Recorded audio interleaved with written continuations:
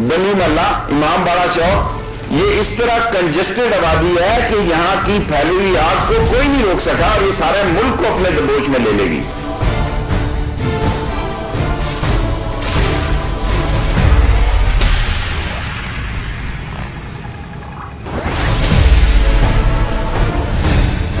जबकि कानून नाफिज करने वाले इदारे सूरत हाल पर काबू पाने में नाकाम हैं और आप देख सकते हैं कि अतराफ की इमारतों से पथराव किया जा रहा है।